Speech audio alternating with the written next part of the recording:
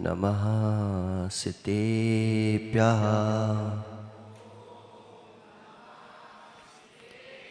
प्रदस्तिघातिकर्माणां केवलज्ञानभास्करा कुर्वन्तु जगतां शान्ति विश्ववाद्याचिनेश्वरा।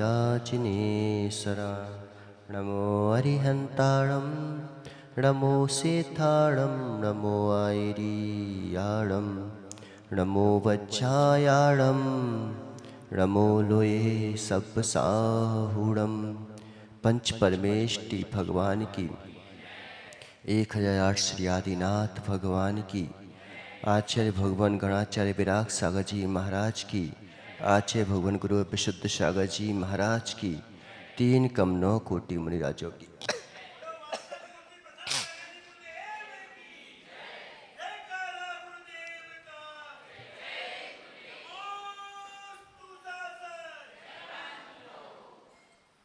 मनुष्यों,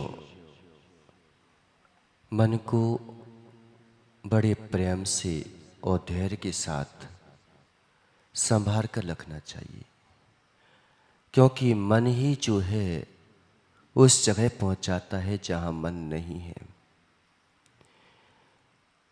अगर हम मन को सतर्क और सजग निश्चयी अनुशासित रखेंगे तो इसके द्वारा सजग भी होना है तो तीक्ष्ण मन से ही हुआ जाता है, सतर्क भी होना है तो तीक्ष्ण मन चाहिए। जितने भी महापुरुष हुए, जितने भी सिद्ध हुए, जितने भी होंगे, जब तक मन ना होगा तब तक मन रहित हो नहीं सकते। हो सकते हैं क्या? नहीं हो सकते। इसलिए मन को बहुत सतर्क और सजग बनाओ। हमारी जितनी भी कंडीशन होती हैं, क्या होते हैं कि त्योरी एक बार हमने नौकर के सामने गलत काम कर लिया, एक बार कोई रिश्वत ले ली, कुछ ले लिया, इनकम टैक्स वगैरह नहीं चुकाया, तो क्या होता है? अब नौकर कहता है कि मेरे पैसे बढ़ाओ। नौकर कहता है मेरे पैसे बढ़ाओ। अब समय भी नहीं था पैसे बढ़ाने का, लेकिन देखो अगर पैसे नहीं बढ़ाओगे तो फिर मैं तुम्हारी पोल पट्टी खोल दूंगा। ऐसे ही मन से हम एक बार गलत काम कर लेते हैं, फिर मन जो है आपसे तुम्हारा बार बार गला घोंटता चला जाता है, बार बार तुमसे कहता है कि देख अब कर लिया है, अब तुझे करना ही पड़ेगा। सबसे पहले आदमी पाप करने से पहले अपनी बुद्धि को भ्रष्ट करता है। अगर बुद्धि को भ्रष्ट ना करे तो गलत कर नहीं सकता, बुरा कर नहीं सकता। सबसे पहले हम अपनी बुद्धि को भ्रष्ट करते हैं। आप देखो, कोई अगर किसी को मारता है तो शराब पीता है, दारू पीता है, अपने आप को जो है वैसे भावों से भरता है, माइंड डिवोर्स करता है अपना। आतंकवादी लोग होते हैं, सबसे पहले उनका माइंड डिवोर्स किया जाता है कि तुझे ये करना है, अगर तू ऐसा नहीं करेगा तो तेरा घर परिवार सब नष्ट कर दूंगा।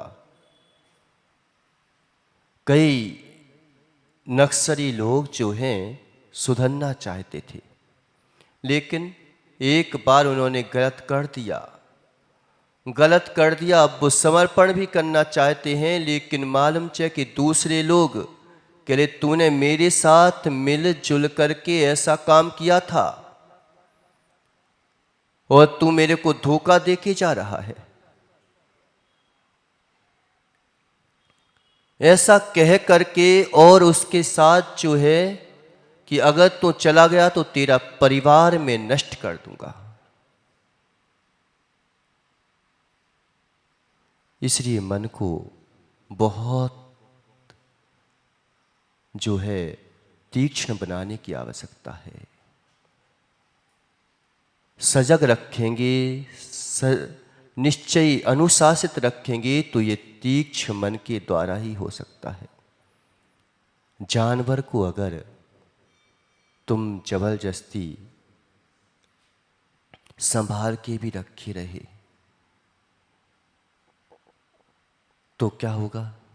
जैसे ही उसको मौका मिलेगा वो तुम्हारे ऊपर हमला कर देगा। ऐसे ही हम जो है ना, ये जानवरों जैसा है, अगर उसको भी प्रेम से पुचकार के रखोगे तो वह भी तुम्हारे पास तुम्हारे काम करेगा। कब इसको छोड़ना है, कब इसको ढीला करना है, मन में जो विचार उठते हैं, विचारहीन और निर्विचार दोनों में अंतर है। निर्विचार होने के लिए तो मन का प्रयोग करो, लेकिन विचारहीन होने के लिए मन का प्रयोग नहीं करो। मन रहित होना और मन ना होना दोनों में अंतर है। असंगी जीव भी मन रहित होते हैं, लेकिन भगवान भी जो है मन नहीं होता उनका। समझ आ रहा है कि नहीं आ रहा है? विचारहीन विचारक के नीचे होता है और निर्विचार विचारक के बहुत ऊपर होता है। निर्विचार चित्त की शांति है। चित्त में उठने वाले तरंग एकदम शांत हो जाती हैं, उसमें देखने की क्षमताएं बढ़ जाती हैं और हमारी विचारहीन की क्षमताएं घट जाती हैं। सोचता नहीं क्या करें क्या नहीं करें, हमसे अब ऐसा हो गया, अब क्या करें, अब मैं अगर ऐसा कर लूंगा तो लोग क्या कहेंगे। कई लोग कहते हैं, पता क्या बोलते हैं, विचार बहुत परेशान करते हैं। क्यों पंकज? विचार बहुत परेशान करते हैं, विचार बहुत परेशान करते हैं। हमने बोला कि विचार कभी परेशान कर ही नहीं सकते। विचारों में इतनी शक्ति नहीं है कि वो परेशान कर सकें। विचार कभी परेशान नहीं करते। अगर विचार परेशान करते होते तो ये संयमी लोग भी विचार करके ही तो निर्विचार की हो जाते हैं। भगवान ने भी जब दीक्षा लेते हैं तो विचार करते हैं। एक दिन बताया था ना कि जिन चीजों को बैराग का साधन बताया गया, उन्हीं चीजों में ये रागी राग करता है। जिन बादलों को देखकर के भगवान को बैराग हुआ, उन्हीं बादलों को देख करके रागी जो है बढ़िया पिकनिक मनाने के लिए जाते हैं। जाते कि नहीं जाते? जिन तरंगों को देख करके तुम्हें बैराग होना चाहिए था, वहां पर जाकर के तुम जो हो बढ़िया चाटते हो। उन तरंगों को देख करके ये विचार आना चाहिए कि देखो एक तरंग उठी है और फिर नष्ट हो गई। कितना छोटा सा जीवन था, लेकिन कभी बैराग उत्पन्न हुआ? उन्हीं देखो देख करके क्या भगवान को बैराग नहीं हुआ क्या? सब चीजों को देख करके भगवान को बैराग हो जाता है, लेकिन हमें राग उत्पन्न हो जाता है। हमने हर चीज की जो है परिभाषाएं बदल दी हैं। हमने जंजीरों को आभूषण संज्ञा दे दी, नहीं दे दी? हमने जो है रागी हर चीज का उल्टा करता है, बैरागी हर चीज को सीधा कर देता है। बहुत प्रशंसा होती है, हमें लगता है पुण्य बढ़ गया, पुण्य नहीं बढ़ा, पुण्य क्षीण हो गया।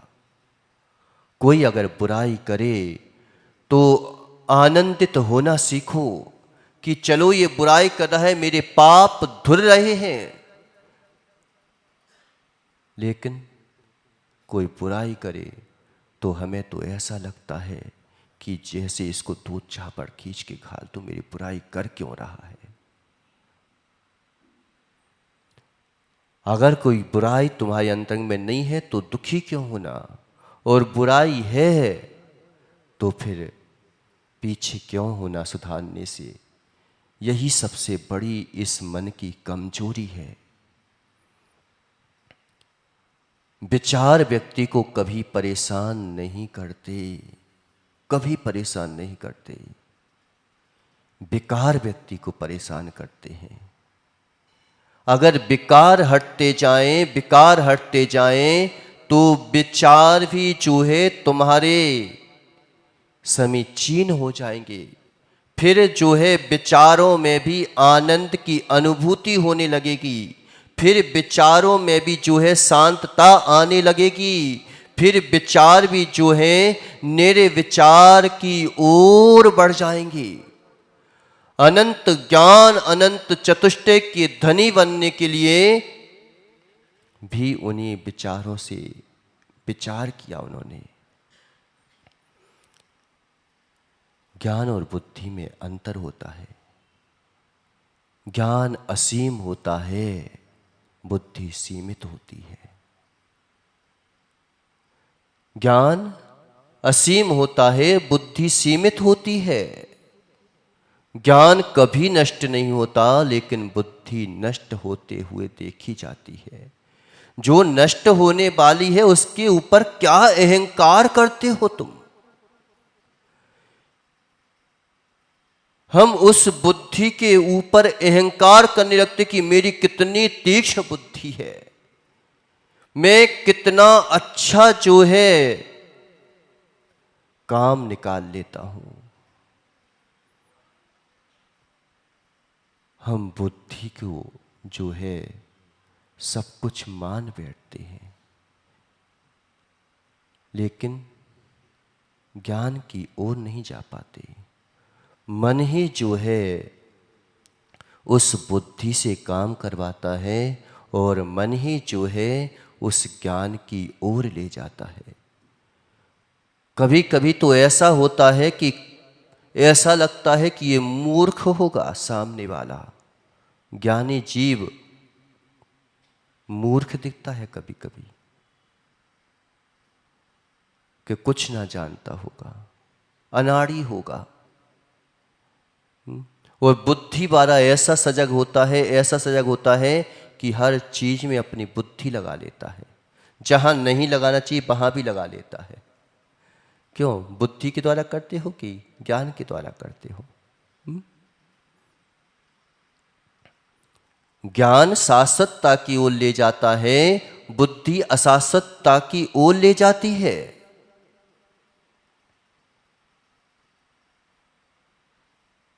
हमारा जीवन उस दर्पण की भांति है जिस पर अगर धूल चढ़ती जाए तो मालूम चला कि वे दर्पण दर्पण नहीं रह जाते।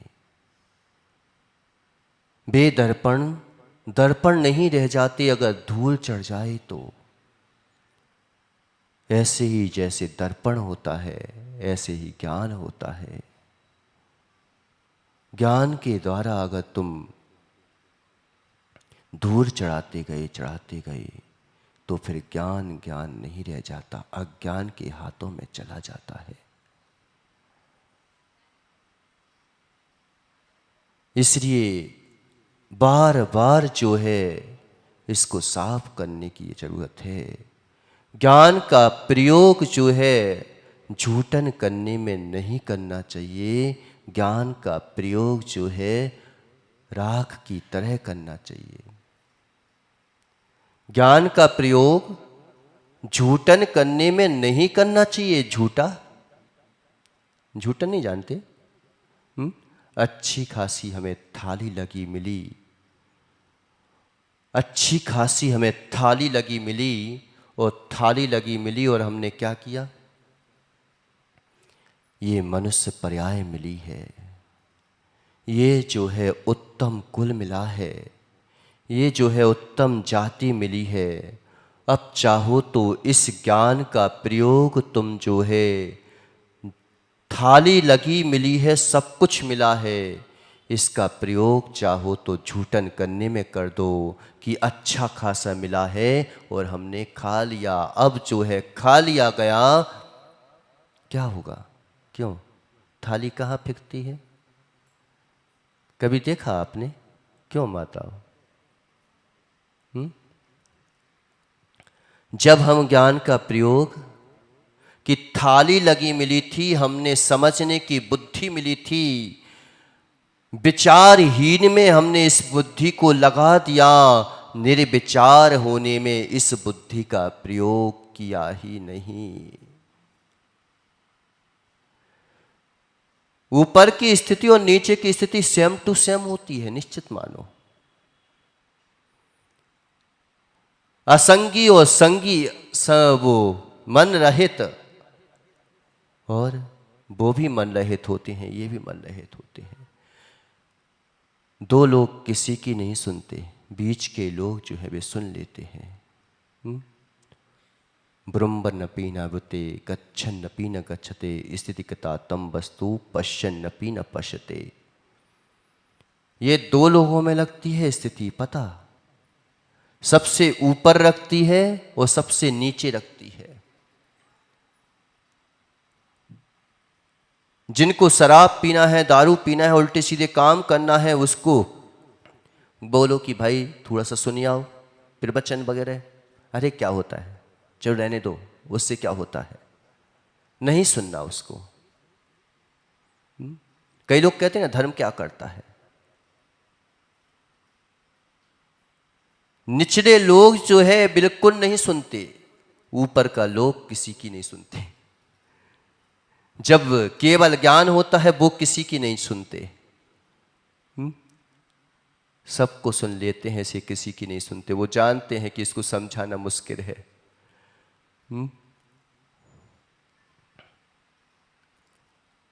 जो समझना ही नहीं चाहता उसे समझाने से कोई फायदा नहीं, और जो समझदार होता है उसे समझाने से भी कोई फायदा नहीं। जो ना समझ होता है लेकिन समझना चाहता है, उसी को समझाया जाता है। भगवान की देशना उसी के लिए होती है जो ना समझ होता है लेकिन समझना चाहता है, चलना चाहता है।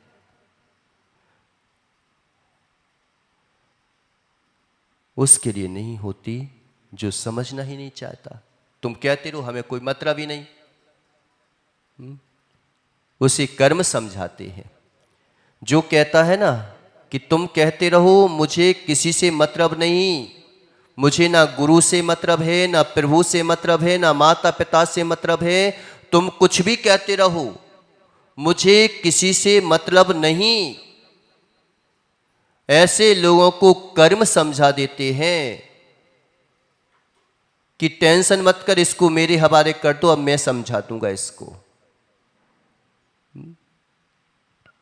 इसको मैं समझा दूंगा। जो किसी की नहीं मानता उसे कर्म समझाते हैं, और जो गुरु की मान लेता है लेकिन चल नहीं पाता, उसे गुरु जो है हाथ पकड़ के चला देते हैं। देखो आप किसी को भी उठा के देख लो, छोटे छोटे यमपाल चांडाल ने समझना चाहता था, लेकिन कुल की प्रत्याशक्ति उसको जो है समझने के लिए, ना समझने के लिए मजबूर कर रही थी। लेकिन वो कहता है कि नहीं, मुझे समझना ही है। अब मैं कहां जाऊं, किस ओर जाऊं? गगन भैया, किसी भी कुल में जन्मा हो, किसी भी पंथ में जन्मा हो, लेकिन जिसे समझने की इच्छा होती है वो अपने आप वहां पहुंच जाता है। उसका उद्धार एक एक नियम से भी हो जाता है। और जो नहीं समझना चाहता वो हजारों नियम ले ले तो भी कुछ नहीं समझ पाता। यमपाल चांडा से पूछो क्या नियम, कि भाई हिंसा छोड़ दे, फांसी लगाना छोड़ दे। गुरुदेव वो तो मैं नहीं कर सकता, मेरी तो जीविका ही वही है। अगर उस जीविका को मैं नहीं करूंगा तो मेरा उद्धार कैसे होगा, घर कैसे चलेगा, परिवार कैसे चलेगा। ठीक है, अष्टमी चतुर्दशी को तो नियम ले सकता है ना, अष्टमी चतुर्दशी को तो नियम ले सकता है ना। कभी कभी नियम तुड़वाते हैं मुनिराज गुरु, और कभी कभी नियम दिलवाते हैं गुरु। कई बार जो है महाराजों के नियम तोड़वा देते हैं, कि नियम तोड़वाना भी नियम लेना है और नियम दिलाना भी नियम लेना है। गुरु की तीक्ष्ण बुद्धि होती है कि मन को कैसे कहां खिंचवाना है, कहां छुड़वाना है। बहुत तीक्ष्ण। ये मात जो है अभ्यास से ही आता है। हम चाहें तो अभ्यास कर सकते हैं। कई बार बेटे को समझाने के लिए लोग बाग बोलते हैं, लेकिन ना समझाना ही उसका समझाना है, क्योंकि उसकी समझ के पीछे हम अपनी समझ खराब नहीं करेंगे। लेकिन हम उसके पीछे ना समझ भी ना हो जाएंगे।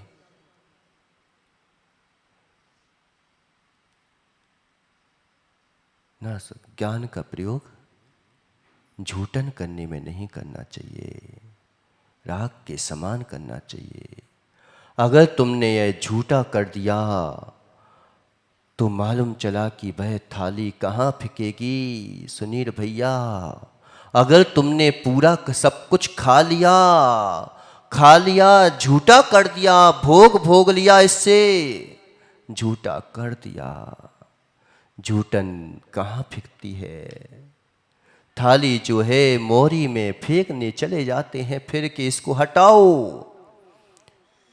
ऐसे ही ज्ञान को तुमने अगर झूठन करने में लगा दिया, बुद्धि का प्रयोग अगर झूठन करने में लगा दिया, मन का प्रयोग विचारहीन होने में लगा दिया, तो निश्चित मानो यह झूठा हो जाएगा। इसको फिर जो है कहाँ फेंक दिया जाएगा, नरकों में, त्रियंचों में फेंक दिया जाएगा। किसको जाना है? किसको जाना है? अगर झूठन हो भी गई तो भी अगर तुमने उसको जो है राख से अच्छा मांझ लिया, जिनवाणी देव साज गुरु की वाणी से तुमने बार बार उसको मांझना प्रारंभ कर दिया, प्रायश्चित पश्चाताप लेके तुमने मांझना चालू कर दिया, रख तो रहा है कि राख उसके ऊपर फिरती है। पहले तो और गंदा होता है, और गंदा होता है। कई बार व्यक्ति बोलते हैं, क्या बोलते हैं, कि महाराज मैं अच्छा करना चाहता हूँ, लेकिन पूजा करता हूँ तो और ज़्यादा विपत्तियाँ आती हैं, और ज़्यादा संकट आते हैं, और ज़्यादा मेरे ऊपर मालूम चला कि दुकान ही नहीं चल पाती। नहीं बोलते? अरे भाई, जो तुम्हारे पूरे झूठे थे वो उदय में आ रहे हैं, उदय में आने के लिए, झड़ने के लिए जा रहे हैं अब तुम्हारे कर्म। लेकिन हम घबरा जाते हैं। जैसे ही थाली मांझते हैं तो मालूम चला कि और ज़्यादा गंदी हो जाती है। पहले जितनी गंदी नहीं थी जितनी अब होती है गंदी। वो गंदी नहीं हो रही है, गल रहे हैं। उसकी गंदगी गर रही है, ऐसे ही कर्मों की गंदगी गर रही है तो उदय में ज्यादा आते हैं। फिर क्या करते हो? थाली को समय हो गया। फिर जो है अच्छे जो है पानी से भी धो लेते हैं। पानी से धोने के बाद कहते अभी रात की थोड़ी सी कड़िका बाकी थी तो उसे पोंछ देते हैं। फिर क्या करते हैं? बढ़िया स्टैंड में लगा देते हैं। स्टैंड में लगा देते हैं, साफ हो जाती है। ऐसे ही ज्ञान का प्रयोग जो है जब तुम राख की तरह करते हो तो वह तुम्हारे सब जो है साफ कर देती है, बुद्धि को भी जो है साफ कर देती है और निर्विचार बना करके छोड़ती है। इसलिए मन को विचारहीन की ओर मत ले जाओ, मन को निर्विचारता की ओर ले जाने का प्रयास करो। मन परेशान नहीं करता, मन का सही प्रयोग करना सीखो तो मन जो है भगवान भी बना देता है। इन्हीं मंगल भावनाओं के साथ बोले आदिनाथ भगवान की।